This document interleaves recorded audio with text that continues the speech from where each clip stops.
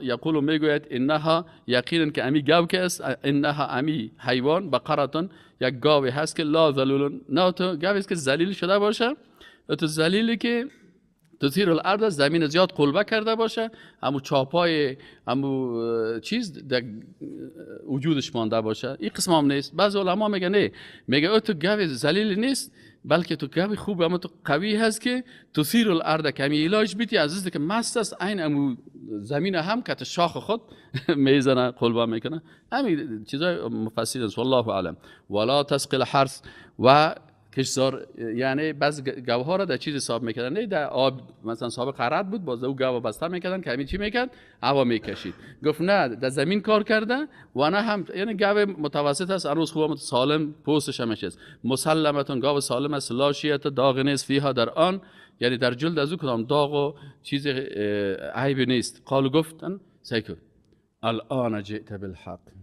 این بهتر بگیره سیکو. آدمای بی تربیه و بی ادب نه، اول که تک 3 ساعت بحث میکنه، متوجه هستی؟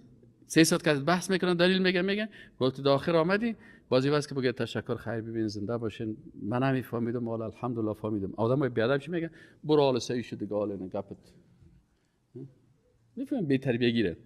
اینا لی بی تربیه و بی ادبی گیره یاد مقابل کی میکنن؟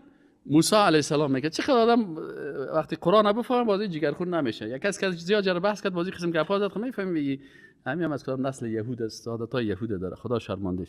پس از این خاطر گفتم الان جئت بالحق. آل دیگه چی کردیم؟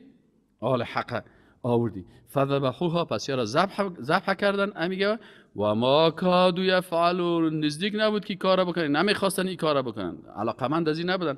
چرا که یاخو بسیار میگفتن که اگه کس به این گاو دز بزنه چی میشه؟ تکت تکه میشه. الله متعال نشان داد که نمی گاو تکت تکه که از تکت تکه گاو برات، پس انسان برات زنده بود. قدرت خود الله برشان نشان داد. بعث بعد الموت، زنده شدن بعد از مرگ. الله متعال برش میگه که و اذ یاد کنین او بنی اسرائیل، اذ هنگامی که قتل کردین نفسا، یک نفس را، یک شخصی را، فدارعتم، پس اختلاف کردین، فیها، در مورد قاتل از او اختلاف کردین. او میگه تو کشتی، او میگه تو کشتی، میفاز دی بالا کشتم، او میفاز دی پایان کشته، هر کس هم جنجال داشتین. والله و الله متعال مخرج، آشکار یا خارج کننده هست یا آشکار کننده هست، ما کنتم تکتمون، آنچه را که شما کتمان میکردین، میپوشانین. یا قاتلای اصلی که پت میکردن، الله متعال این را آشکار کرد. و همچنان او عقیده صحیحی که زنده شدن انسان با قدرت الله هست، این همه اینا کتمان میکردن. الله متعال هم عقیده صحیح بعث بعد الموت این هم کتمان میکردن، نه زنده شدن بعد از مرگ نیست. الله متعال برشان نشان داد. سعی کنین کتمان میکردین زنده شدن بعد از مرگ، الله متعال براتون نشان داد که زنده شدن بعد از مرگ حق است و پیش الله آسان است. دیدید که مرده که شما خودتان کشته بودین دوباره زندهش کرد. کتمان میکردن چی را؟ کتمان میکردن که اینمی زنده کردن هم کسی کار گوساله هست. این هم الله متعال این حق هم برشان ثابت کرد که گوساله خودشون تکت تکه شد، گوشاش تکت تکه کردن، بچه‌ش خود دیدن معبودشان، مثل که ببینید که این بوتا یک نفرم تکت تکه کنی، بگو این بوتا یک دفعه خوبم تو جغل کو، باز بیا سعی کو که چی میشه؟ هیچ چیز نمیشه. بعضی کسا رو ببینید که یگان تا پرستش میکنن، باز میگن اگر دست بزنی دستت خشک میشه. نه تو بیا که من خیلی ازم نگی، تو جنجال نگو، بیا که من بوت تو بردم تو جغل کنم. متوجه هستین؟ فقلنا، پس گفتیم. الله متعال میگه که فقلنا، الله عظمت خدا بیان میکنه. من بر شما گفتم وقتی که ضمیر جمع و الله استعمال میشه، ضمیر چی است؟ تعظیم است. در جایی که الله عظمت خدا بیان میکنه و در جایی که وحدانیت خدا بیان میکنه، باز الله متعال ضمیر چی استعمال میکنه؟ مفرد. قل هو الله احد. اینجا عقیده هست، اینجا کس جای عظمت است. الله متعال میگه فقلنا، پس ما گفتیم. حالا دیدین که معبودتان تکت تکه شد، حالا دیدین که گوسالیتان هیچ چیز کردن نمیتونست، حالا دیدین که خودش از بعد از خودتان ذبح کرده، مجبور شدن که همون معبود خدا چی کنن؟ بکشن. حالا دیگه دبانشان جنگ است، قوم است. الله متعال ببین چه قسم از پیش از اینا یارو مجبور میسازن انسان ها بیدینه که خودشان دیدن که بعد از خودتان معبود خودتان تکت تکه کردیم. متوجه هستین؟ فقل نضربوها، حالا گفتیم توتش کردین، خوب میدهش کردین، دیدین که گوساله دیگه هیچ چیز کردن نمیتونست بردن، حالا بزنین کردین توتهای گوساله. امر الله هست. ببینید قدرت مرا که ما از توتهای گوساله پس براتون چی میکنم؟ فقل نضربوها، پس گفتیم که اضربوه، بزنین امی مقتوله به بعضها، به بعضی از توتهای از امی گوشت از امی گاو.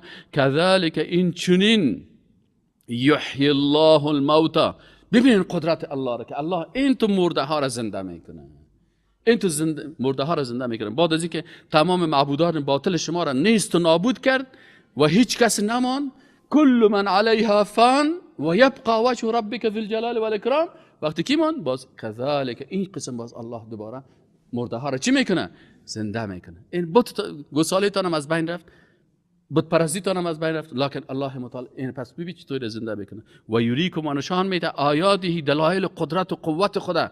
الله متعال نشان میده لعلکم، شاید که شما تعقلون، از عقل خود کار بگیرین. در چی از عقل خود کار بگیرن؟ فی قدرت الله، در قدرت الله، در زنده کردن بعد از مرگ، در قدرت الله به از بین بردن معبودان باطل، در قدرت الله، در حکم الله، در نتیجه معصیتتان عقلتان در کار بگیرین که شما چه قسم معصیت مبتلا هستین و همچنان متوجه شوین، از عقلتان کار بگیرین در صدق رسالت رسول الله صلی الله علیه و سلم. اگر از عقلتان کار بگیرین این قسم است. خب آل بیوز ازی که اینها ای حالت دیدن و تمام دلایل حق برشان ثابت شد، زنده شدن بعد از مرگ به چشم خود دیدن، نابودی بتها و مجسمه ها و گوساله پرستی خود دیدن، گوساله را که پرستش میکنن، یا آل باید قلبایشان چی میشد؟ چی میشد؟ نرم میشد. لکن میگه بدبختی انسان های بیدینی است که هر قدر برش دین بگویی این قلبش قساوت و سنگدلی داره، هیچ رأی نمیزنه. این علامت است. ثم الله متعال میگه سعی کنین بدبختی بعد از ثبوت حق با قساوت و سنگدلی. چه قسم الله بیان میکنه؟ ثم سپس قسد سخت شد، قساوت قلبی بر شما پیدا شد. قساوت قسد قلوبکم، قساوت نمود یا چی کرد؟ قلبهای شما. من بعد ذالک، بعد از این حادثه، فهی، پس امی قلبهای شما کل حجارت، مانند سنگ است. یا الله، این قلب شما سنگ است. باز میگن او اشد و قسوه، حتی قلبای مردمای بیدین از سنگ هم کرده سختتر از در قساوت و سنگدلی خود. حالا الله متعال بعضی سنگ ها را میگه شما سعی کنین حتی سنگ ها مطابق امر الله تسلیم هستند. سنگ با اون سختی خود تسلیم امر الله هست. و این من الحجارتی، و بعضی از سنگ ها لما یتفجر، سنگ هایی هستند که انفجار میکند از ایشان، منه از آنها الانهار و جویبارها. وقتی که الله برای سنگ امر میکنه که باز شد، چشمه را باز که بر مردم، همون سنگ ببینید که از سنگ سخت آب میبره، اما شما از دلتان ایمان نمیبره. و این منها، و بعضی از سنگ ها لما یشقق، که شق میشه، پاره میشه، فیخرج، و پس خارج میشه، منه از این سنگ پاره شدگی، الماء و آب. و این، و بعضی از سنگ های دیگه که هستن من هازمی سنگ ها لما یحبتو، که مفت سقوط میکنه، این از بالا سعی کنی که یک سنگ کلان لول خورده تکه شدن، من خشیت الله، از ترس الله. مثل که موسی علیه السلام وقتی که در کوه طور رفت سنگ ها تکه و میده شدن دیدشان، من خشیت الله، از ترس الله. وقتی که غضب حکم الله سرشان شد، از ترس الله همین سنگ ها. الله متعال چی میگه لو انزلنا هذا القرآن على جبل، اگر ما این قرآن بالای کو نازل میکردیم، لرأیته خاشعا متصدعا من خشیت الله. کو به خشوع میامد، کو سرگردان میشد از ترس الله. اینه و ما الله، و نیست الله متعال بغافل، بخبر عما تعملون، با از آنچه که شما عمل میکنین. پس علامت قساوت و سنگدلی چی هست؟ علما میگن 3 علامت است. وقتی که قرآن میخوانین ببینین اگر در وجودتان از این 3 چیز یکیش پیدا شد، قلبتان خوب است. اگر نشد بفهمین شما سنگدل هستین. یکی است انسان‌های مؤمن حقیقی که قلبشان نرم باشه، وقتی که آیات قرآن میخوان اشک‌هایشان میریزه. هر وقتی در خواندن قرآن معنای قرآن که فکر کنی، اشک‌هایت سر کرد، عظمت الله را فهمیدی و قلبت نرم شد و اشک‌هایت جاری شد، اینجا میگه تو سنگدل نیستی. دوم، اگر اشک جاری نشد، اگر چشمایت پر از اشک شد، پر از آب شد، باز هم تو سنگدل نیستی. و اگر در چشم تاثیر آمد، حداقل در قلب تو خوف، ترس پیدا شد، محبت الله پیدا شد، باز هم تو چی نیستی؟ سنگدل نیستی. و از گناهایت اگر پشیمان شدی، باز سنگدل نیستی و رجوع به طاعت الله کردی، سنگدل نیستی. اگر نه که قرآن خوانده شد پس که خیستی، اونمو حالت و اونمو چیز، باز اینجا میگه که علامت از بفهم که سنگدل هستی و اینمی علامت در وجود است. خب حال الله متعال دیگه بیادبیش بیان میکنه، بیادبی یهود بنی اسرائیل بیان میکنه. متوجه باشین ای امت رسول الله صلی الله علیه و سلم، شما در این بیادبی ها دچار نشوین. متاسفانه که بسیاری از مردم ها دچار شدن. یکی از بیادبی های علمای یهود چی بود؟ که اونها بسیاری از این کتاب الله را تحریف میکردن. آل قرآن لفظاً تحریف کردن نمیتونن، چون الله متعال حفظ قرآن معجزه قرآن قرار دادن. دیگه کتاب های معجزه را نداشتن. معجزه قرآن چی است؟ حفظ قرآن توسط الله هست. لکن معجزه لفظی نمیه، لکن تحریف معنوی در قرآن میه. بنان تغییر احکام قرآن به اشکال دیگه. حالا الله متعال میگه اصحاب رسول الله صلی الله علیه و وقتی که بر از اینا احکام دین و قرآن و سنت برشان بیان میکردن، یا دیگه چی میکردن؟ میفتن میشه که یهودیای علمای یهود اینا هم اصلاح شون، توبه بکنن. و بعضی از علمای یهود مثل عبدالله ابن سلام رحمه الله این توبه کرد، از ایمان آورد و از اعتقادات غلط یهودیا و از تحریف گپا توبه کرد و آمد پیش رسول الله صلی الله علیه و سلم و لا اله الا الله محمد رسول الله را خواند. آل صحابه بر دیگرای از اینا هم چی بودن؟ طمع میکردن، امید میکردن که نه چیز شون. الله متعال گفت که افتطمعون، آیا شما طمع میکنین، آرزو میکنین، امید میکنین از بنی اسرائیل ان یؤمنوا، ای که ایمان بیاورن، لکم بر شما، و قد و یقینا لکم. اینجا ایره میگن لکم یعنی به سببکم، لام سببی است، یعنی لاجلکم، یعنی به سبب دعوت شما، به اساس دعوت شما تو امید میکنین که اگر ما اینا رو دعوت بکنیم اینا ایمان بیارن.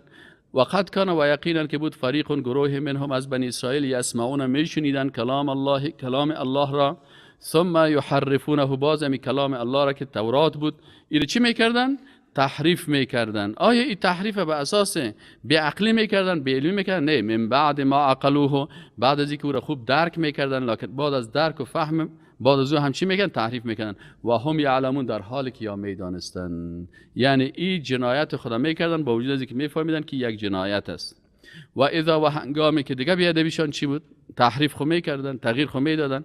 اینا اگر کسی تحریف میکنه و تغییر میده معانی قرآن، بسیاری کسا هستن که معانی قرآن درست فکر خدا نمیگیرن، نمیفهمه که قرآن چی میگه، باز می از دل خود آیات قرآن دیگه طرف برده میره، دیگه طرف چی میکنه. اینا هم اینمی قسم که دلعنت الله و ضالی مغضوب علیهم شدن، سر از اینا هم غضب الله میه. دیگه بی ادبیشان چی هست؟ حق پوشی هست. بسیاری وقتا که هست نمیگن، اما آیات قرآن و آیات نمیگن، آیات تورات پت میکنن. حتی رسول الله هم یک وقت گفت آیت رجم بکشین، یک عالم شما پت کرد، کتاب باز کرد، قسمت از باز خدا اینو بخوند کجا هست؟ رسول الله بالا کو دستت، این زیر دستت پت کردی. حالا بسیاری کسا هست احادیثی که صحیح است برای چی میکنن؟ پت میکنن. این هم عادت علمای یهود است، علمایی که اینا با دنیا ایمان آوردن و از آخرت به آخرت کافر شدن. و اذا، و هنگامی که لقو ملاقات کنن، روبرو شون، الذين آمنوا، با کسایی که مؤمن هستند، با امرای مؤمنا، با امرای مسلمان ها، با اصحاب رسول الله صلی الله علیه و وقتی که روبرو میشدن، قالوا میگفتن آمنا، ما ایمان آوردیم، ما مسلمان هستیم، ما دیندار هستیم. و اذا، و هنگامی که خلوت میکردن بعضهم الی بعض، بعضی از یهودیا با یهودیای دیگه خود، قالوا میگفتن همین تکاش میگه او ملامت میکرد، او بی عقل چرا دیگه پاره تو برشان گفتی که عادت تورات ما میگی است، آمده است، چرا دیگه برشان گفتی؟ اتحدثونهم، آیا شما بر از اینا بیان میکنین؟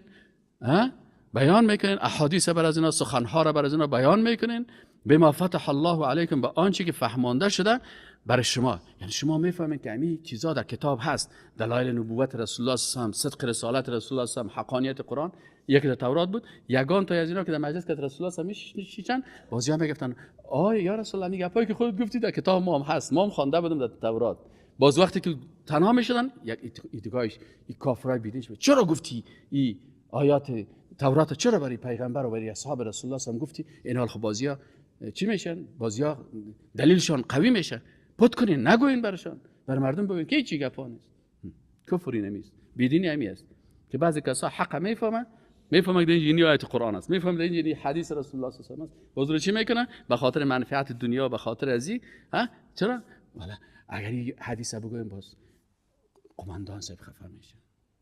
اگر این حدیث بگویم اون ریش سفیدا باز خفه میشه. اگر اینی آیت بگویم فلانی خفه میشه. خیلی چی کنیم؟ ایره نگو ایره نگو ایره نگو ایره نگو. خیلی چی نمیگی؟ چم تا گپایی بگو که تو. پس این عادت علمای یهود است. نه؟ دیگه یا چی میگفتن؟ قالو میگفتن اتحدثونهم، آیا شما بر از اینا سخنها را برشان بیان میکنید؟ بما با آنچه که فتح الله فهمانده هست بیان کرده است، علیکم بر الله علیکم بر شما، یعنی الله نازل کرده بالای شما و او را بر شما بیان کردن، لیحاجوکم، تا که باز اصحاب رسول الله صلی الله علیه و خود رسول الله صلی الله علیه و باز حجت و دلیل بگیرن از گپ خود شما برتون بگه خب این در کتابتان است چرا قبول ندارین؟ بهی با آن عند ربکم، به نزد پروردگارتان بازی دلیل بگیرن و ما در روز آخرت هم توسط از اینا رسوا و خوار شویم و بگن که یا الله خودشان اقرار میکردن که می دلایل از بازی انکار میکردن. افلا تعقلون، بازی کلان کاراش بر ازوا چی میکردن؟ چرا از عقلتان کار نمیگیرین؟ دیگه نکنین، دیگه گپا را نگوین پیششان، هیچ 100% منکر شون بگین هیچ گپا، هیچ دلایل در کتاب‌های ما وجود ندارن. لکن الله متعال میگه که ای خو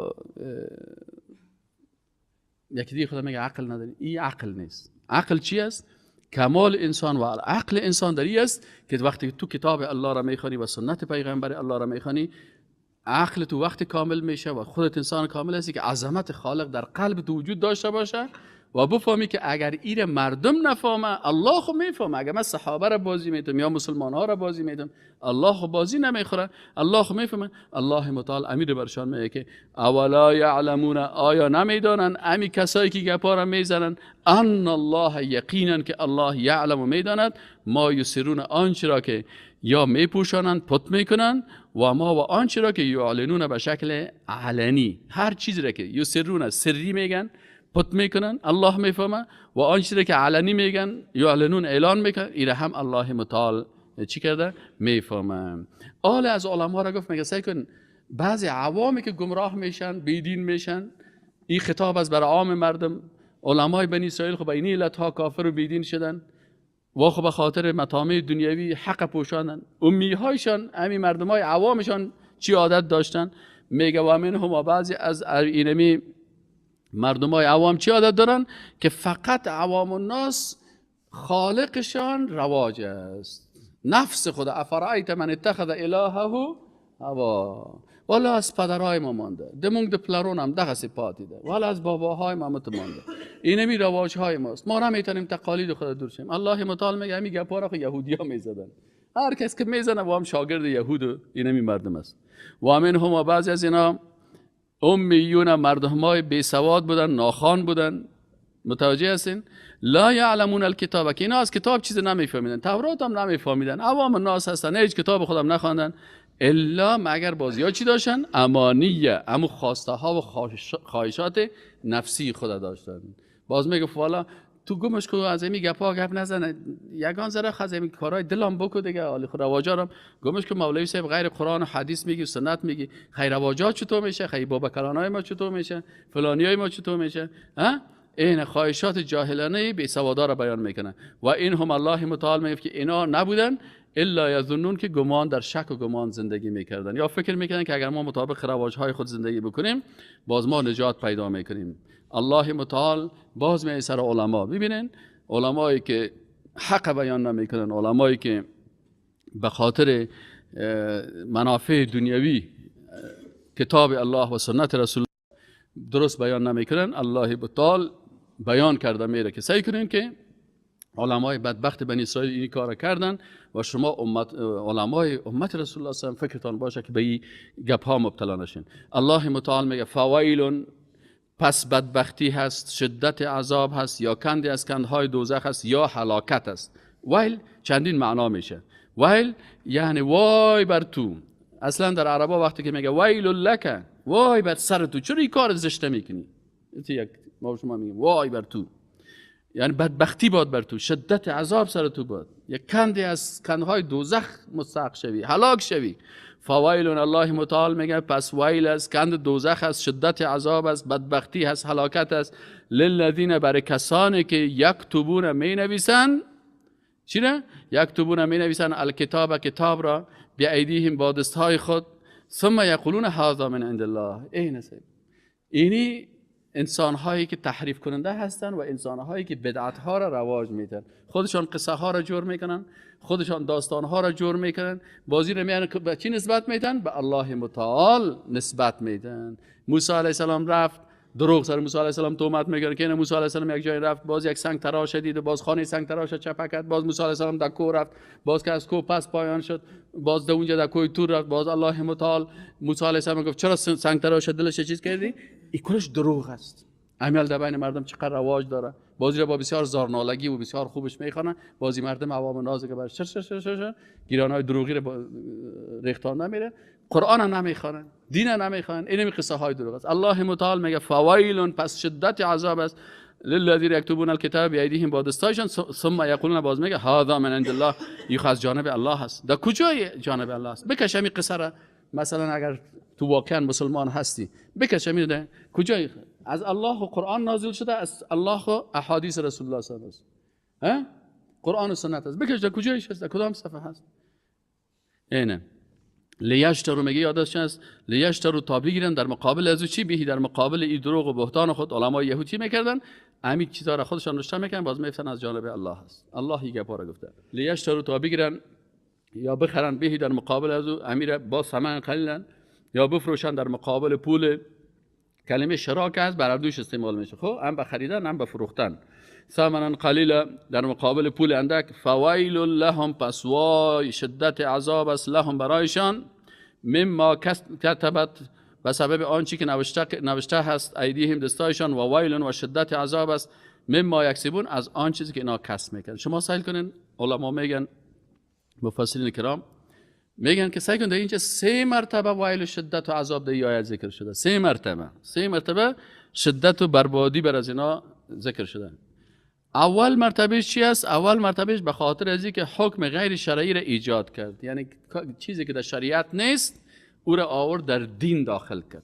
پس سرکسایی که چیزی که در دین نیست او را نسبت به دین میده، قصه ای که مربوط پیغمبر است و او در قرآن و سنت نیست او را به پیغمبر نسبت میده، یا کدام عبادتی که در قرآن و سنت نیست این را به پیغمبر و به قرآن و به دین نسبت میده، بالای از این هم شدت عذاب است. دوم ویلو به خاطر ازی گفته شده، به خاطر که اینا باز امی جنایت امی بدبختی را که میکنن، ایره چی میکنن؟ ایره به رسول الله صلی الله علیه و سلم به الله نسبت میدن، سر از اونا تهمت میکنن. یعنی اول خب به دین نسبت دادن، دوم تهمت کردن، افترا کردن.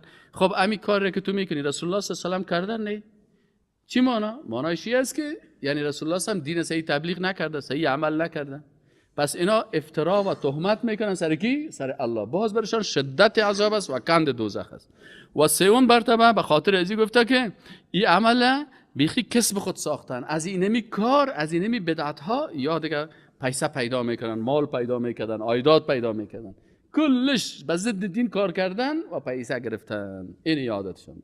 پس الله متعال 3 مرتبه اینا رو گفت که 3 مرتبه سر از اینا هلاکت الله است، به خاطر از اینکه به دین چیزای غلط نسبت میدن، در کتاب و سنت نیست. دوم به خاطر از اینکه افترا میکنن، تهمت میکنن سر الله، تهمت میکنن سر رسول الله صلی الله علیه و از این خاطر هر بدعت دلالت است. و علما میگن که ابلیس، شیطان از گناه کبیره کرده در بدعت خوشحاله. چرا؟ گناهکار ضربه به خود میزنه، بدعتکار ضربه به دین میزنه. گناهکار دشمنی با خود میکنه، بدعتکار دشمنی با رسول الله صلی الله علیه و سلم میکنه. گناهکار خود متهم قرار میده، بدعتکار الله و رسولش تهمت میکنه. از این خاطر ابلیس بدعتکار خوش داره نسبت به زناکار. العیاذ بالله، الله حفظ بکنه.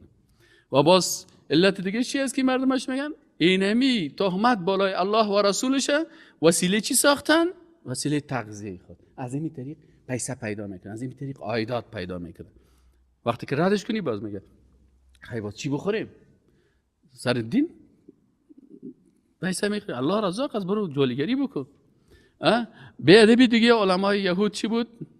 بازی علمایی که این قسم هستن و این کار میکردن، بازی ها چی عادت داشتن؟ بازی ها دیگه خودشان در غندی خیر شیشته، من خود جنتیستم، من از قلب خود در قلب تو ایمان تیر میکنم، من خود خلاص است، من خود قلب من 100% قلب پر از ایمان است و من خود دیندار هستم و من دستم برکتی هست و من چپنم برکتی هست و من لنگیم برکتی هست متوجه است؟ این پایه‌ای ما که ماش کنی یا برکتی هست.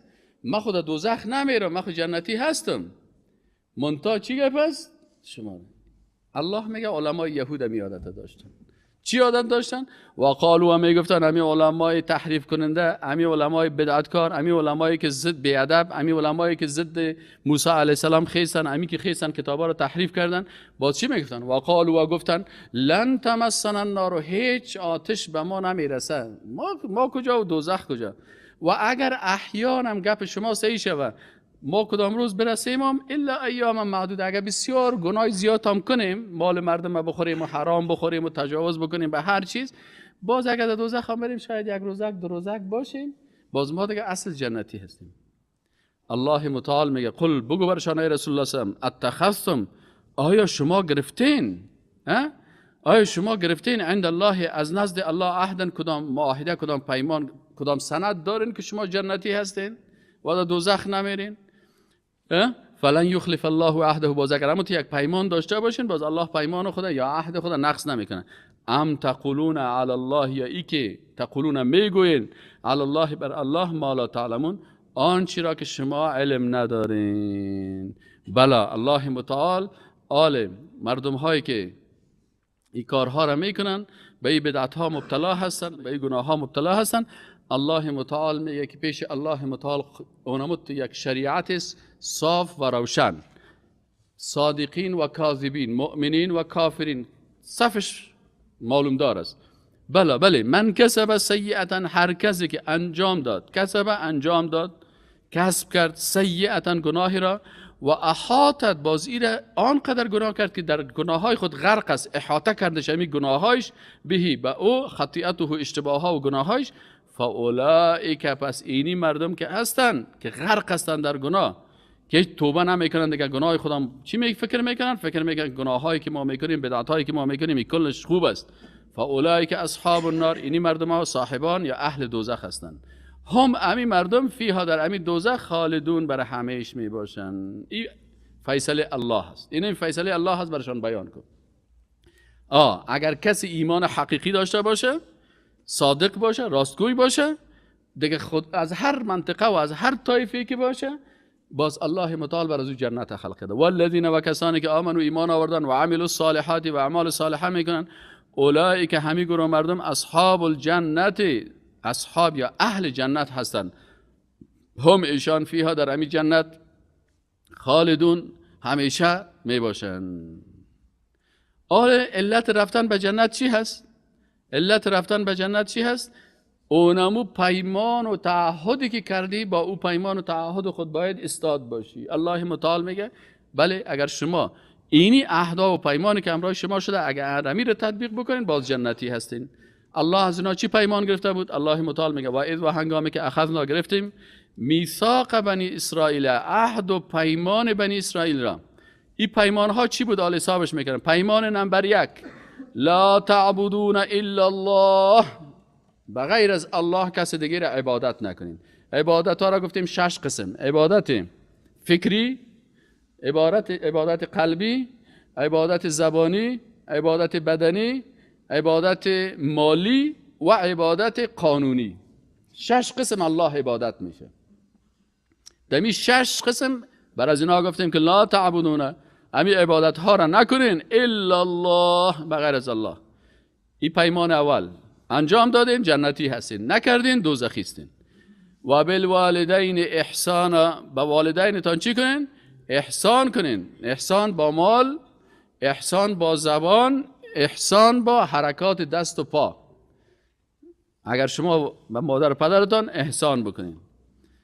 و ذی القربا، و همچنان احسان بکنین به اقاربتان، و الیتاما، و احسان بکنین بر یتیما، و المساکین، و احسان بکنین به مسکینا. دیگه چی؟ و قولوا للناس، و بگوین بر مردم حسنا، سخنهای شایسته، سخنهای درست، حق. بگوین بر مردم که محمد رسول الله هست. بگوین که به تمام کتاب‌ها ایمان داریم، به قرآن ایمان داریم. این گپ از شما عهد گرفتیم یا نگرفتیم؟ و اقیموا الصلاة، بخوانین نماز، و آتوا الزکات، و بدهین زکات را. ثم تولیتم، لکن شما بعد از چی کشتین؟ رو گشتانین. پس عهد کردین، گفتین که میکنیم، لکن رو گشتن الا مگر قلیلا منکم، یک تعداد کم شما که امو پیمان خدا، عهد خدا حفظ کردن. و انتم در حالی که شما معرضون، اعراض یا سرکشی میکنین. و همچنان دیگه چی گرفتیم از پیشتان؟ و اذا اخذنا میثاقکم، از شما پیمان گرفتیم. دیگه پیمان که لا تسفکون دماءکم، لا تسفکون مریزانین دماءکم، خونهایتان را، یعنی یکی دیگه قتل نکنین. ولا تخرجون، و خارج نکنین انفسکم، مردمان خودتان، من دیارکم، از سرزمینتان. ثم اقررتم، باز شما اقرار کردین که صحیح ما همی کارها را میکنیم. و انتم تشهدون، و شما شهادت هم دادید و حاضر هم بودید در امی پیمان. ثم سپس انتم کسان، ها اولای کسانی هستین که تقتلون انفسکم، که قتل میکنین یکی دیگرتان ناحق. و تخرجون، و بیرون میکنین فریقا، یک گروه بیچاره است و بیچاره خدا باز میگیرتن، خانه هایشان خراب میکنن برای خود چیز منکم، از خودتان هم، من دیارهم، از سرزمین هایشان، از دیگرها را خود میکنین، حتی از خودتان هم. تظاهرون، کمک میکردین یکی دیگر چی میکردین؟ خدا ظاهر میکردین به همکاری و کمک چی؟ علیهم، یعنی آشکار میکردین علیهم بالایشان چی را؟ الاسم، گناه را. یعنی به گناهکارا را چی میکردین؟ کمک میکردین. وقتی که میدیدین که یک گناهکار است، باز شما میرفتین در پالوی گناهکار استاد میشین، کمک میکردین گناهکارا را علیهم بالایشان، بر از اون مردمای بیچاره، بالاسم، به گناه، والعدوان، و به تجاوز. و این یاتوکم، و اگر بیاورند بر شما اسارا، اسیران را، تفادوهم، باز در مقابل اسیرا چی میگن؟ بر از اینا فدیه اجازه نبود که شما در عوض اسیرا میرفتن چور چپاول میکردن، یک چند نفر بیچاره رو میگرفتن، باز رو پس میرفتن چی میگن؟ در مقابل از او پیسه میگرفتن از اون مردم، باز الهشان میدن، اختطاف میکردن، باز میگن فقط پیسه ما را بده. و هو در حالی که امی کار محرمان، حرام بود، علیکم، بالای شما، اخراجهم، خارج کردنشان، یعنی خارج کردن از این مردم از خانه هایشان، این هم چی بود؟ ناروا بود. افتؤمنون ببعض الکتاب، این یکی از صفات خطرناک یهود همی است که به بعض کتاب، افتؤمنون، آیا ایمان می آورین؟ به بعض الکتاب، به بعض کتاب، و تکفرون به بعض، و به بعض دیگهش کافر میشین. بسیاری مردمایی که یهود صفت هستند، مثل بنی اسرائیل واره هستن و حکمشان مثل حکم بنی اسرائیل واره چی است؟ او آیاتی که مطابق مزاجش بود او را قبول میکنه، او که مخالف مزاجش بود او را قبول نمیکنه. او حدیثی که به مزاج ازی برابر بود، مطابق رواج و فرهنگ و کلتورش بود، او را قبول میکنه. او که باز فرهنگ غلط ازی را نفی میکرد، باز او چی میکنه؟ او را قبول نمیکنه. الله متعال میگه افتؤمنون، آیا شما ایمان میارین به بعض الکتاب، و بعضی کتاب، و تکفرون، و کافر میشین به بعض، به قسمت های دیگر از این کتاب الله. پس چیست جزای این قسم انسان ها؟ فما، پس چی هست جزا و جزای من کسی که یفعل ذلک، انجام میده این کارا، منکم، از شما، الا مگر خزی، خواری و ذلت، فی الاخرت، فی الحیات الدنیا، در دنیا الله خوارش میسازه، ذلیل میسازش. کلان جنرال بزرگ است در سر شانهش عسکرای امریکایی، بوش کده میره، کلیش، گردنش، این قرار هم مرغ وارد مقابلش است، ذلیل هست. در دنیا که ببینید ذلیل است. یک روز یک کس آمد گفت که مثلا یک عسکر بالا شد، مرا گفت که برو پشت سر دو چوکی بشی، بخی تو ذلیل ساخته بودشه. در هر جایی که ببینم تو خوار، ذلیل، به عزت، متوجه هستی؟ حتی پشت دروازه سفارتش میره، بازو یک ما پشتش میره، بازو دروازه سفارت برش واز نمیکنه. این مردم ها که از چی هستن؟ الا خزی، خواری و ذلت از برشان چی؟ فی الحیات دنیا، در زندگی دنیا بسیار ذلیل میباشن، پیش مردم ذلیل میشه، تاریخ سیاهش نوشته میشه. و یوم القیامت، و در روز قیامت امی مردم ها یردون، برگردانده میشوند، رد میشوند به چی؟ الی اشد العذاب، به سخت‌ترین عذاب. و ما الله، و نیست الله متعال بغافل، بخبر، عما تعملون، از آنچه که عمل میکنین. اولایی که همی گروه مردم، الذین، کسانی هستند، اشتروا، که خریدن یا اختیار کردن، الحیات دنیا، زندگی دنیا را، بالآخرت، در مقابل آخرت. آخرت از دست دادن، زندگی دنیا را اختیار کردن. یک چند تا قصر داشته باشیم، یک چند تا کروزین داشته باشیم، یک چند تا مثلا تعقیبی داشته باشیم، در مقابل از چی کردن؟ آخرت از دست دادن. فلا یخفف، پس الله متعال میگه که متوجه باشین که تخفیف نمیشه، کم نمیشه، عنهم، از ایشان، العذاب، و عذاب، ولا هم ینصرون، و نه هم اینا چی است؟ نصرت میشن. ولقد و یقینا که آل اثبات رسالت موسی علیه السلام میگه و از عیسی علیه السلام میگه و از دیگه پیغمبرا رو میگه. ولقد و یقینا که این مردم فکرتان باشه که آتینا ما داده بودیم موسی بر موسی علیه السلام الکتاب، به موسی علیه السلام هم ما کتاب نازل کردیم، پیغمبر ماست، باید به ایمان داشته باشین. باید شما امت رسول الله هم تکبر نکنین که من پیغمبر قبول ندارم. نه، ما به موسی علیه السلام با عصمت موسی علیه السلام لا نفرق بین احد من رسوله کلش قبول داریم. و قفینا و فرستادیم من بعده بعد از موسی علیه السلام بر رسول دیگه پیغمبران را. و آتینا و همشان ما دادیم عیسی ابن مریم به عیسی پسر مریم علیهم السلام، سلام الله سلامتی الله درود الله بر دویشان باشه، با عیسی با مادرش البینات برای عیسی ابن مریم چی را دادیم؟ معجزه های واضح و روشن را. و ایدناه و تایید کردیم او را به روح القدس با فرستادن جبریل امین علیه السلام که هم پیش مادرش آمد هم پیش خودش آمد. افکلما پس آیا هر وقتی که جاءکم بیاید یا بیاورد رسول یک پیغمبر به ما به آنچه را بیاورد که لا تهوی نمیخواهد مخالف هوای نفس شما است، انفسکم نفسهایتان لا تهوی انفسکم نمیخواهد اون نفسهایتان خواهشات نفسانیتان، استکبرتم تکبر میکنید. ففریقا پس یک گروه از پیغمبران را کذبتم تکذیب کردید. و فریقا ای بنی اسرائیل همی ای به شما هست. و فریقا و یک گروه دیگه از پیغمبران را تقتلون کشید. پس بنی اسرائیل یک پیغمبر خوش داشتن او را قبول میکردن، دیگه پیغمبر قبول نمیکردن. امیال تورات قبول دارن، انجیل قبول ندارن، قرآن قبول ندارن، عیسی را قبول ندارن، موسی علیه السلام محمد صلی الله علیه و قبول ندارن. این و قالوا باز دلیلشان چی بود؟ وقتی برشان میفتی چرا این کارها را میکردین؟ بازیا سخنهای پیغمبر به مذاق ساتیری تیر میکردن. باز وقالوا و میگفتن قلوبنا قلبهای ما غلف در غلاف است یا پوشیده هست یا قلف است بسته هست. بلکه الله متعال میگه که نه، قلبهای از اینا بسته نیست، اینا کسایی هستند که حق قبول نمیکنن به خاطر که لعنهم الله لعنت کرده اینا را الله متعال به کفرهم به سبب کفرشان. فقلیلا ما یؤمنون بسیار کم یا ایمان میارن. ولما و هنگامی که جاءهم میآمد برشان کتاب من عند الله از جانب الله، این کتابی که مصدق تصدیق کننده بود، یعنی قرآن عظیمشان تصدیق کننده بود وحدانیت الله را، رسالت پیغمبران را، بعث آخرت، مصدق که تصدیق کننده بود لما ما هم با آن چیزی که پیشان بود. و کانوا من قبل میگه علمای یهود قبلا چی عادت داشتن؟ یستفتحون امید فتح و کامیابی میکردن که پروردگار آخرین پیغمبران را نازل کو که ما کامیاب شویم پیروز شویم.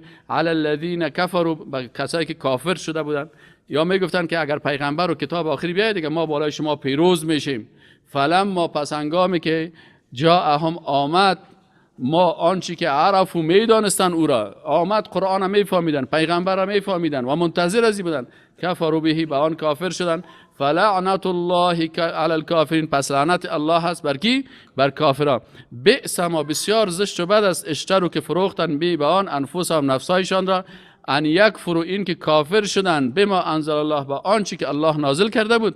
چرا یا کافر شدن؟ چرا قبول نکردن رسالت رسول الله صلی الله علیه و بغیان به خاطر حسادت، یا خود منتظر بودن که پیغمبر از بنی اسرائیل باید بیاید. مفاخری پیغمبر هم از کی میآید؟